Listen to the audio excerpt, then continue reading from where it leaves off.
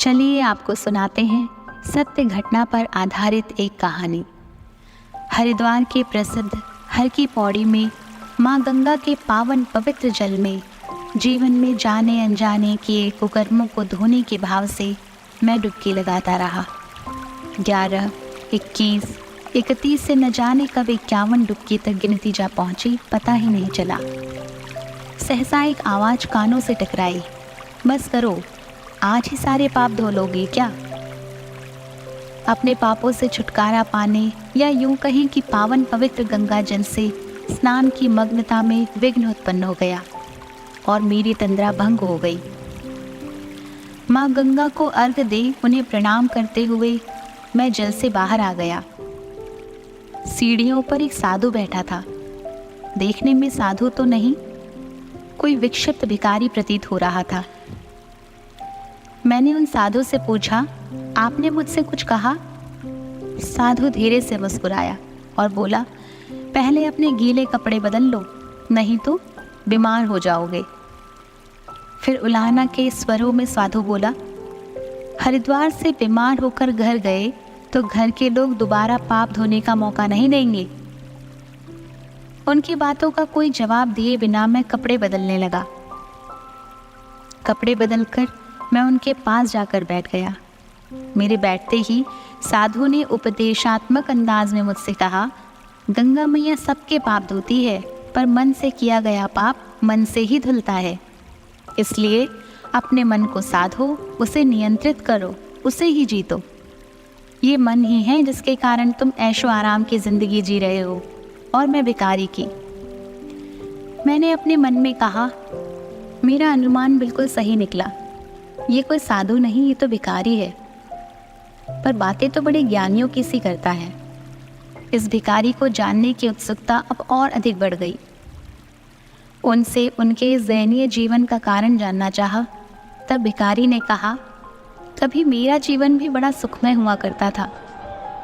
प्यार करने वाली माँ, अत्यधिक स्नेह करने वाली दादी, सदैव अच्छी सीख देने वाले बाबा, चाचा चाची, भाई बहन सभी तो थे मेरे परिवार में।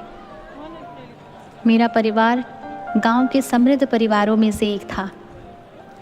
मैं अपने पिता की पहली संतान और अपनी पीढ़ी का तीसरा बेटा था। सबका प्यार मिला, कोई कुछ नहीं कहता था। चाहे जो खाओ, चाहे जहाँ जाओ, चाहे जो करो, कोई रोक टोक नहीं थी। बस मेरे बाबा ही एक ऐसे थे जो मुझे हमेशा अपने मन को लगाम लगाने की सीख देते रहते थे। हाँ, मेरी माँ की सीख उनसे अलग होती थी। मेरी हर जायज़ नाजायज़ मांग की समर्थक थी मेरी माँ। शायद इसलिए भी क्योंकि मैं उनका बड़ा बेटा था।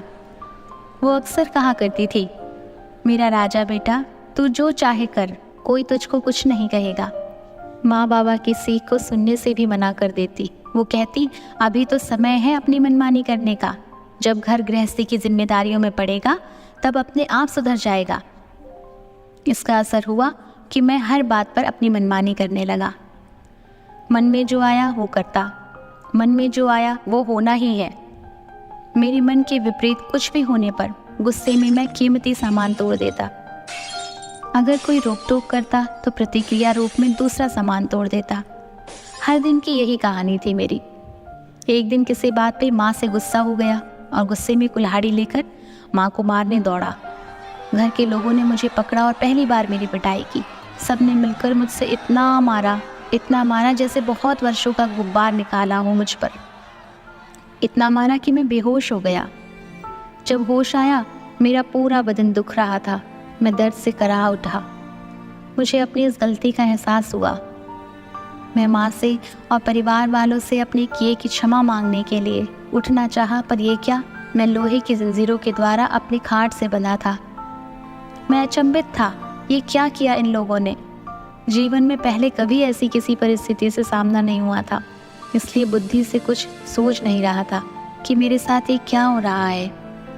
घर वालों खूब चिल्लाया, कभी माफ़ी मांगी, कभी गुस्सा किया, घर वालों को धमकाया, उन्हें देख लेने की बात कही, पर कोई असर उन पर नहीं हो रहा था। अब हताशा में मैं जोर जोर से रोने लगा। रोते हुए घर वालों से कहा कि पूरा शरीर दुख रहा है, डॉक्टर को तो बुला दो।